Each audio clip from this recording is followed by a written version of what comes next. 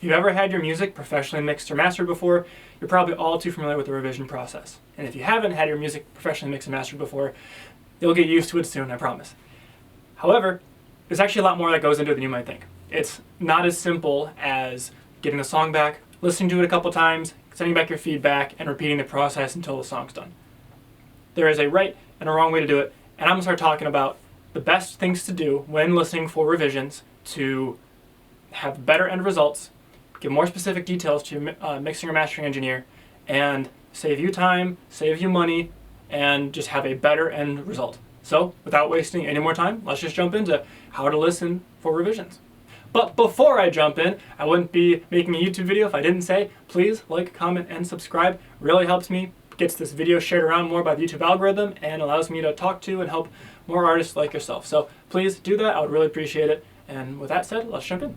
So the first thing you need to do when listening for revisions is to listen on multiple devices.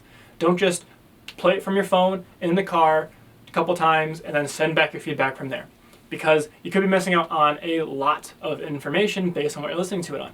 Small earbuds, Bluetooth earbuds, they can only reproduce so many frequencies. So a lot of low frequencies you're missing and some high frequencies you're missing.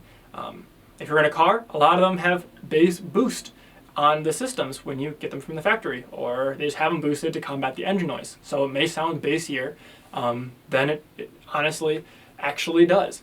So make sure to listen on multiple devices. Make sure it sounds good on as many devices as possible, but each one will locate and showcase different flaws in the mix and master. Speaking of what you're listening on, make sure you listen on something familiar. If you listen to 90% of your music on one pair of headphones and all the songs you love sound great on those headphones, your music should too. Don't base it off of majorly the car, because you're not as familiar with what good sounds like in the car. You're more familiar with what good sounds like on these headphones, or whatever the sources are. If that's where you listen to music, that's where you should be listening to it to make your revision notes. Going on from that, the next thing to do is to listen to your reference track before, after, and during listening for revisions. If you've sent specific songs to the mixing or mastering engineer to kind of use as a reference for how you want your music to sound, you should keep that fresh in your mind so you know what this kind of music is supposed to sound like, and you have something you can directly reference it to yourself when leaving notes. If your song sounds really good, but it's actually a lot less, has a lot less low end or a lot less vocal clarity than the reference track you sent, you may be happy with it, great. But it's better to keep in mind what you love and what you want it to kind of sound like, to pull you back from, oh, this is my song, I'm so invested in it, I'm so focused on how it sounds now, and kind of pull back a little bit, be like, okay, I like it, but compared to other songs that are out there, compared to what I specifically sent out, it's lacking in these areas. This allows you to be more objective and give better feedback to the mixing or mastering engineer. All right, so you're going to follow these first 3 tips. You're going to listen in multiple spaces. You're going to listen on things that you're familiar to, and you are going to use your reference track when listening. Nice thing to do is to take notes while you're listening for revisions. Be it pen and paper, be it a notes app. It's very important to be putting down your thoughts on paper, putting them down when you have things you like to change about your mix. After listening to the full 3-4 minutes of your song, you're not going to remember everything that you'd like to be tweaked. You will save a lot of unnecessary revisions if you go through and take down specific points and specific things you'd like changed throughout the song. Also, your mixing engineer will love you if you say, hey, at 40 seconds, I want the guitars brought back a little bit, they're a little too hard. Or hey, at 1:30, the vocal, not as energetic as I want. You can be more specific with your notes, and they'll be more specific with their changes. Now, these next couple of things are more specific towards when you have your song professionally mastered by somebody. When you get the song back and you hear errors in it, like, oh, there's all this noise in the background, or it's really distorted and crunchy, make sure you go back and listen to the original mix down file that you sent them. Mastering can amplify these things. It kind of brings things out in the mix that maybe you didn't necessarily hear at first. So if there's an error, it's quite possible that it's not being added by the mastering engineer, it's just being amplified by it. And those things need to be fixed in the mix stage, not the mastering stage.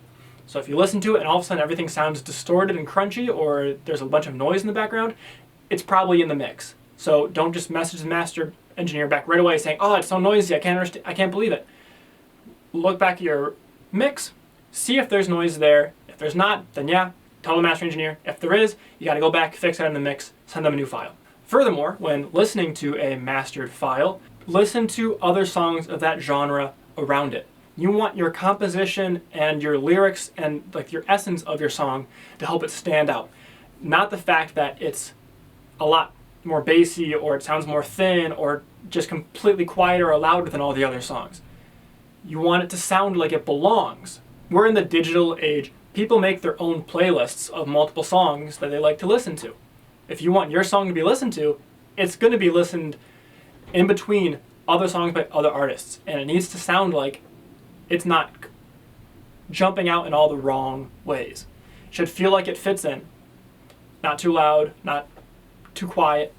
So the listener can have an easier experience when listening to your song, making them more likely to listen to it multiple times. Now, last thing I'm going to say goes back to mixing and mastering, and it's very important, maybe one of the most important things to do to get the best notes for revisions as possible. And that is to have somebody that has a similar viewpoint on music as yours to listen to it and give you their feedback.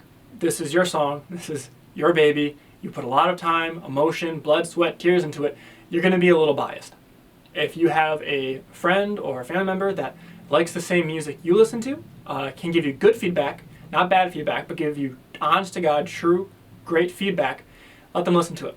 They'll be more objective on their notes and their feedback than you will be, and they can help you put your viewpoints into perspective and give you a whole different perspective on it.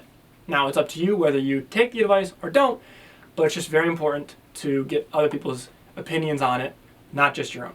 I hope this video really helps you. If you can apply even one of these tips, I know your mixing and mastering engineer is going to thank you. It allows them to do their job better, allows you to get better results, and it just takes a little bit more work for that to happen. And if you've got files recorded that you need mixed or finished mixing songs that you need mastering, feel free to hit me up. My website is down in the description, swsrecordings.com. If you're looking for a song to be mastered, I'll master the first song free with any new client. So hit me up, we'll have a conversation, talk about your music, and potentially go from there. Forward to talking to you. Thank you for getting through this whole video, and I'll see you next time.